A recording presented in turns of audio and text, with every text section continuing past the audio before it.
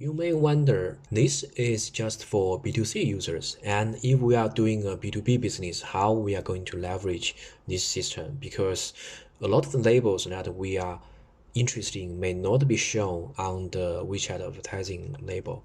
Here comes another basically killer function. Is they have if you have done data-driven marketing in other areas, you understand this very quickly.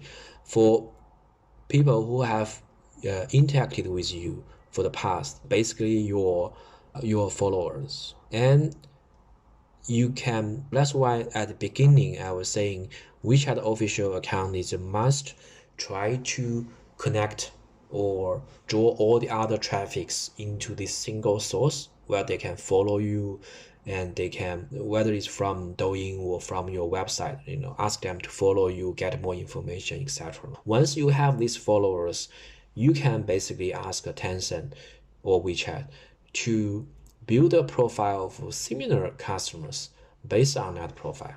You may not exactly know your label. The label may not be precisely as you want, but you have enough number of your followers. There are behind the scene factors like their location, their interest, their demographic, the information will be considered when Tencent is trying. You give them say a 10,000 user base, and say you want to do advertisement, say 100,000 people. They will look for similar people on their database, and considering the number of users available on WeChat, that's not a hard thing to do. It depends on your budget and your expected outcome from this advertisement program. But that is much more efficient than any kind of public advertisement that not targeted.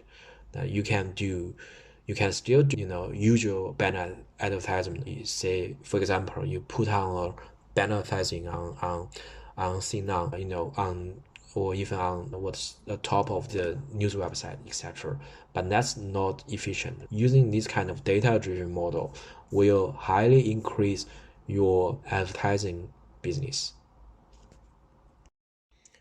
The use of these labels are very effective because it's based on Tencent's single user ID system.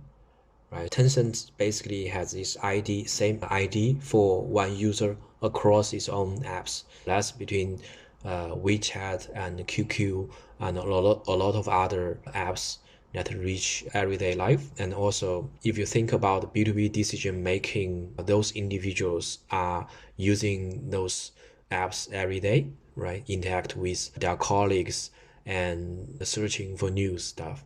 With this data, Tencent is able to build highly accurate profiles of users, and to give you an idea of how brands are able to target users on WeChat, here are some of the targeting options available to you. Right? Remember, this is not just for 2C users. You can have data around that. We'll talk about that in a minute.